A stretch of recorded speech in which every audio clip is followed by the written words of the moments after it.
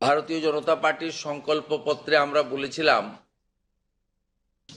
যে আমরা সরকার তৈরির পরে দ্রুততার সঙ্গে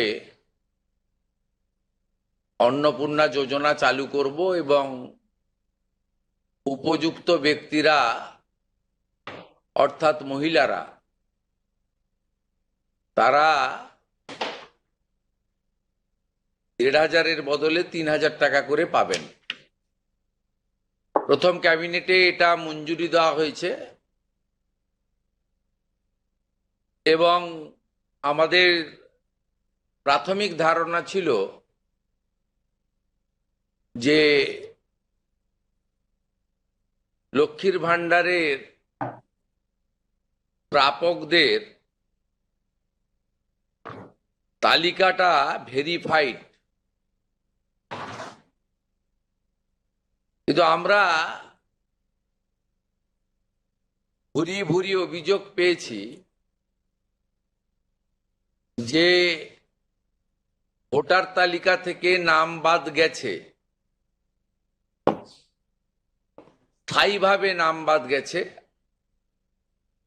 এবং ট্রাইব্যুনালে বা সিএতে অ্যাপ্লিকেশন করেননি এমন অন্তত ৩০ লক্ষের কাছাকাছি, অ্যাপ্রক্স বলছি, সংখ্যাটা আরো ক্লিয়ার হয়ে যাবে ফর্মগুলো ফেরত এলে, তারাও লক্ষ্মীর ভাণ্ডারের টাকা পাচ্ছেন। মূলত অভারতীয়দের, যেহেতু এটা প্রাপ্তবয়স্কদেরই স্কিম,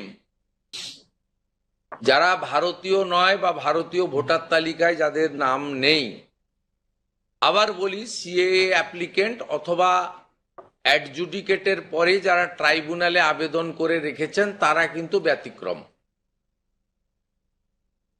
সেক্ষেত্রে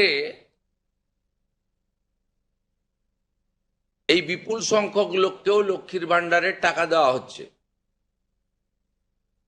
তাই অর্থনৈতিক স্বচ্ছতা, পশ্চিমবঙ্গে বসবাসকারী আমাদের মা বোন দিদি যারা উপযুক্ত এবং যারা এই